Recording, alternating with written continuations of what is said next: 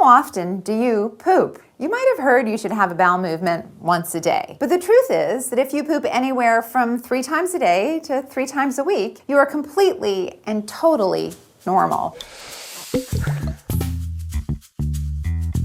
Hey there, it's Dr. Jen Gunter. As an OBGYN and pain medicine doctor, I end up talking to my patients about poop more than you might think. Overall, I hear a lot of anxiety about it. Some people worry about not having a bowel movement once a day, even though it's a phony metric. Other people struggle with constipation. Often they don't get the treatment that they need, and they can even turn to dangerous solutions, such as colon cleanses. But for all the poop talk, there's one word I don't hear enough: fiber.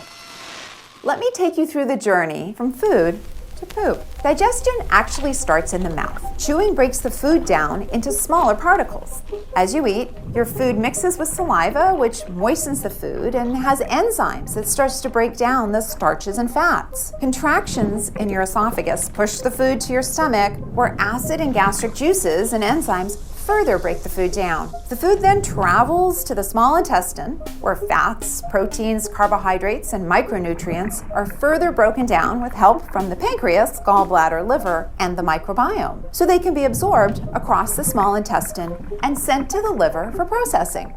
What's left moves to the large intestine, or the colon, which has 3 main jobs: absorbing water and electrolytes, producing and absorbing vitamins, and forming and squeezing the material now called stool towards the rectum. When the rectum is full, it sends a signal to the brain, and the brain takes into account whether it's a socially acceptable time to poop, and if it is, it sends a signal to the anal sphincter muscles to relax, and boom, you know what happens next. This process involves more than 10 organs and typically takes anywhere from 24 to 120 hours in healthy people. So it's helpful to think of poop as exactly what it is: all the stuff that doesn't get digested in this process. It is water, bacteria, dead cells, and mucus, all glommed together with fiber.